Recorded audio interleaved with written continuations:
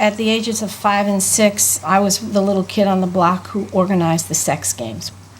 And one day, my mother comes out the back and lifts up the garage door and finds us in there and goes berserk. She rips my arm, screams like a banshee, furious and angry, and starts hitting me and dragging me down the driveway. I will never forget this. You dirty little girl, you dirty little thing, going crazy. And there was this whole brouhaha in the neighborhood, and all the other little kids were told by their mothers to stay away from Cynthia.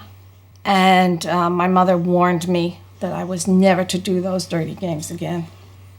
And I remember thinking to myself, oh my God, if this is something that's going to get my mom this nuts, it's got to be big. This is something, this is powerful stuff here. I certainly not in those terms, but in retrospect, that was kind of the feeling, the essence of the feeling, that with this, I can have power over my mother.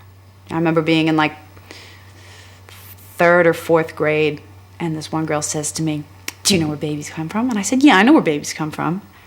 And I said, yeah, well, the daddy sticks his penis in the mommy's vagina, and then the baby comes out 9 months later. And she's like, well, do you know what sex is? And I was like, well, yeah, that's sex. She's like, no, there's more to it, but I'll tell you later. And then she never told me, so I'm walking around going, well, what else is there? What did I miss? I was raised in a very Irish Catholic, very uptight household, and no one ever discussed anything with us. I had no idea, I had to learn from school, I think some Disney movie, what my period was.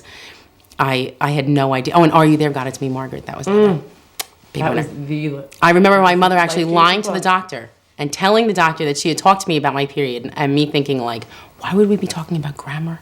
My parents said the man plants a seed in the woman. And I was very young at the time, and I just thought, gee, that's very interesting. And so that's all they said. So I'm thinking, well, how does a man plant a seed in the woman? And I had this visual thing of my mother giving, they were sitting just, looking at each other. And my mother would give my father some sort of pill that made him shrink, really small. And she'd pick him up off that chair, and she'd open her mouth, and he had a shovel and stuff. And he'd go in her mouth, and I saw him go down her esophagus, and there in the stomach was a planter or something. We're all alone, no chaperone, can't get our number. The world's in slumber, let's misbehave.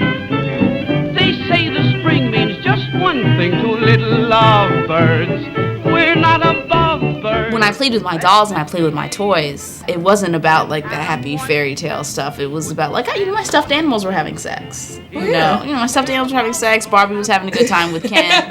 In her dream house and in the Corvette. You know what I mean? Stuff was good. Barbie was living life. This bad girl in school, we used to go to her place, and I'd be like, let's play Barbies, So we played Barbies, and like before we knew it, like we had all their clothes off, and they'd be like, oh my God. But I mean, we weren't doing like orgasm. We were doing like, it wasn't like they were like, oh my God, but they were just like, it was kissing, like sex was kissing. My Barbie dolls were constantly, living what I planned on living in the future. So my Barbie dolls were like humping on each other and all kinds of stuff. The girls and the boys. Ken doesn't have any genitalia, and well, she doesn't have, she just had boobs. So, we were just like, so that's what I thought sex was. I thought it was just banging. 2 plastic pieces slamming together.